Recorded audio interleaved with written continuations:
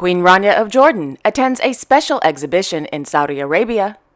Crown Prince Haakon and Crown Princess Mette-Marit of Norway visit a crafts academy in Rauland. Prince Albert II of Monaco attends a celebration in Monte Carlo. And Crown Prince Frederik of Denmark opens a permanent exhibition in Copenhagen. All this and much more coming up next on your Royal Daily News.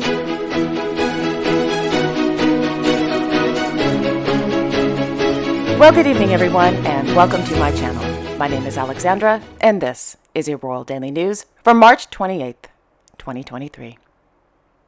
In Copenhagen, His Royal Highness Crown Prince Frederik of Denmark presided over the inauguration of the permanent exhibition entitled So Danish, held at the Danish Architecture Center. The exhibition, So Danish, showcases the history of Danish architecture from the Viking Age to the present day, and gives a visitor the opportunity to, quote, travel into the architecture and understand how absolutely vital it is to our democratic society. With the exhibition, you will experience how architecture has always played a central role in our formation, our understanding of culture, and our common future. The exhibition contains architecture at all levels of scale, from buildings and urban spaces to infrastructure and landscape architecture, and it will accommodate a multitude of different ways of experiencing the architecture. Iconic buildings are resurrected, i.e., to life in small, enveloping cinematic experiences that give you a fantastic and present experience of Danish architecture. It's almost like standing in a physical building, end quote.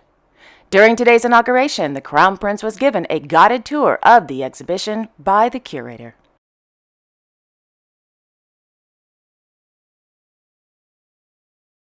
Also in Copenhagen, Her Royal Highness Crown Princess Mary of Denmark participated in a meeting with the Crown Princess Mary Center's Advisory Committee at the University of Copenhagen. According to the Danish Royal Court, during the meeting, discussions focused on how the Crown Princess Mary Center can create a more, quote, sustainable society through a new and original partnerships, including a focus on the individual citizen's commitment and role in the green transition. The Crown Princess Mary Center at the University of Copenhagen was launched in connection with the Crown Princess's 50th birthday and has a vision that researchers and practitioners in close collaboration must find solutions to difficult societal problems, end quote.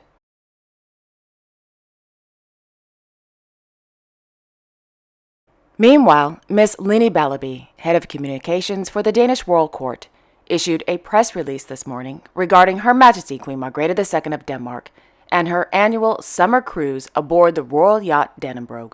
Her Majesty the Queen's summer cruise to Bornholm's regional municipality, which was to take place in June, has been postponed until 2024. The reason for the postponement is a result of Her Majesty the Queen's recent back surgery on February 22nd. Also, the visit to Allerød municipality, which was scheduled to take place in May, has been postponed until autumn 2023. However, Her Majesty the Queen's late summer tour to the municipalities of Vordenborg, Randers, and Fredericia will be, quote, carried out as planned, end quote.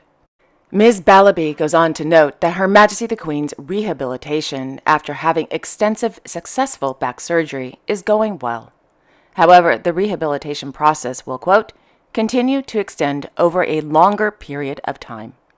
As a result, the Queen's official program will be characterized by a lower level of activity than usual, end quote.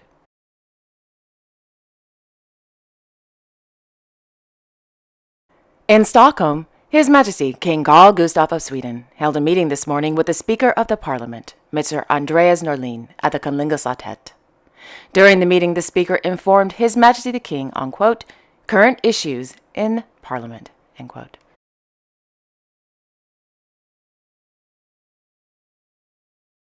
In the afternoon, His Majesty the King held audiences with newly appointed ambassadors to Sweden at the Kingdoms.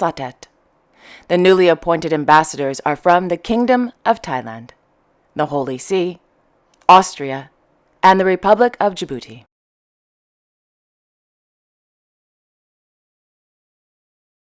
Meanwhile, their Royal Highnesses Prince Carl Philip and Princess Sophia of Sweden attended a seminar on dyslexia organized by the Prince Carl Philip and Princess Sophia Foundation. According to the Swedish Royal Court, During the seminar, the report entitled The Value of Being Yourself, the Potential of More Inclusive School and Workplace by the consulting and auditing firm EY in collaboration with the Prince Couple Foundation was presented. The report shows, quote, among other things, that 88% of respondents chose not to tell their employer about their diagnosis due to the risk of being stigmatized or otherwise disadvantaged. The report also points out to the benefits of creating a society where people are given space to be themselves and where the differences and unique abilities are valued, end quote. During the seminar, Prince Carl Philip gave a speech stating, quote, we know that there is great potential in letting our differences be our strengths, and that this should be the obvious norm. Everyone feels good about being given the conditions to be exactly who they are, end quote.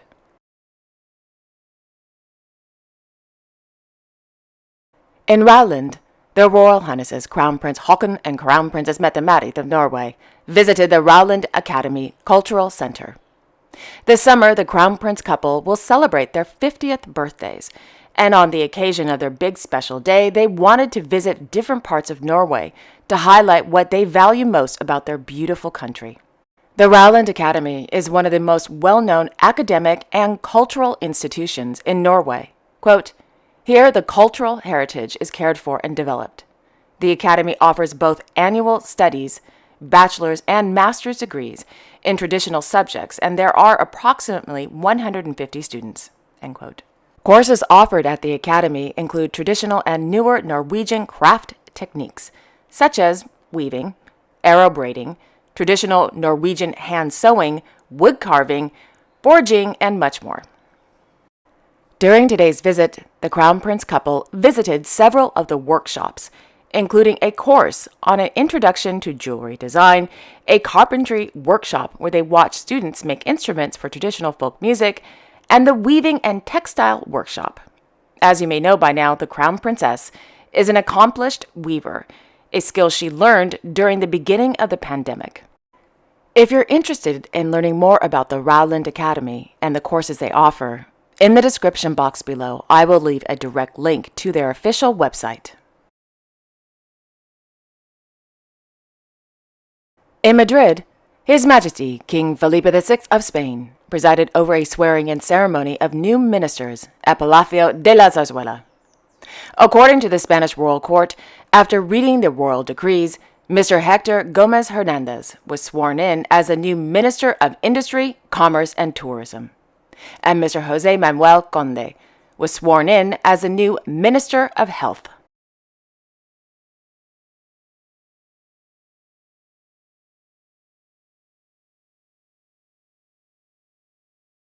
On Monday evening in Jeddah, Saudi Arabia, Her Majesty Queen Rania of Jordan attended the opening of the Bisat al-Rihah 22nd Annual Exhibition held at the Jeddah Superdome, held under the patronage of Her Royal Highness Princess Adela bint Abdullah bint Abdul Aziz Al Saud of Saudi Arabia.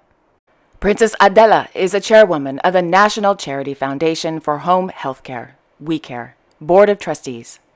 All proceeds from the exhibition goes toward funding programs under the NHHCF, which aims to provide medical care for those in need.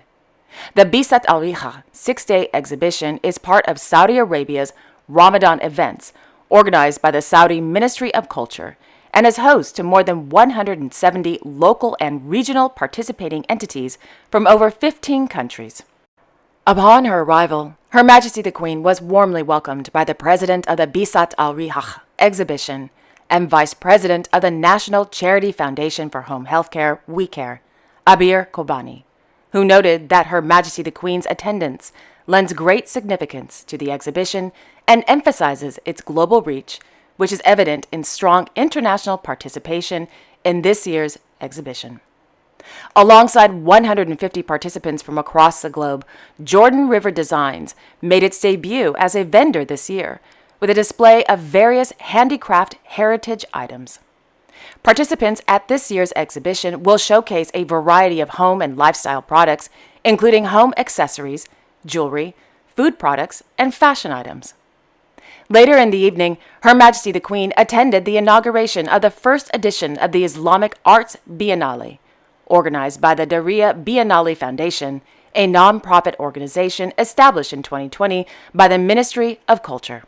According to a press release, the CEO of the Biennale, Ms. Aya Al-Bakhtri, gave Her Majesty the Queen a tour of the exhibition, which hosts over 300 works of art. Quote, "These include 40 pieces created by international institutions and over 200 heritage items produced locally that feature a number of valuable historical artifacts from the two holy mosques." End quote.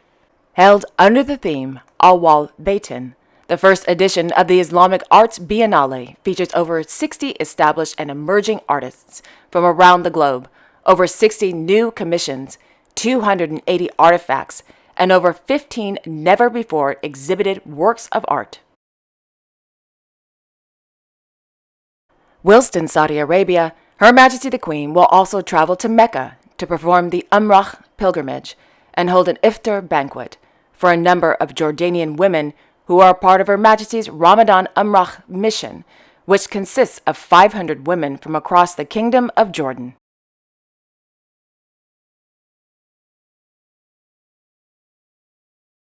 In Amman, His Majesty King Abdullah II of Jordan, the Supreme Commander of the Jordan Armed Forces Arab Army, attended an iftar banquet this evening hosted by the General Command of the Jordan Armed Forces.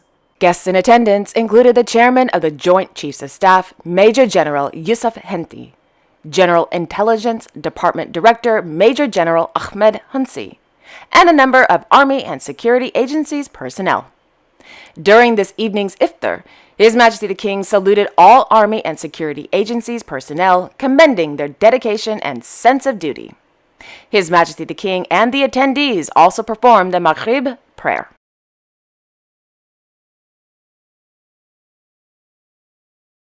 In Monte Carlo, His Serene Highness Prince Albert II of Monaco attended a celebration this morning on the occasion of the 10th anniversary of the Prince Rania III Center for Gerontology.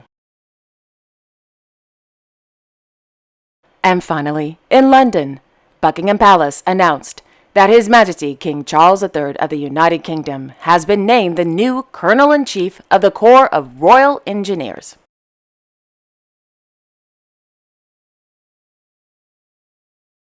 And there you have it. Thank you all so much for watching. I really appreciate it.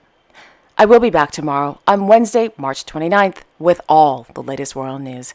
Until then, I wish you all a wonderful evening and a great day tomorrow. And don't forget to like, share, and subscribe. Okay, take care, everyone. I will see you all tomorrow. Bye-bye.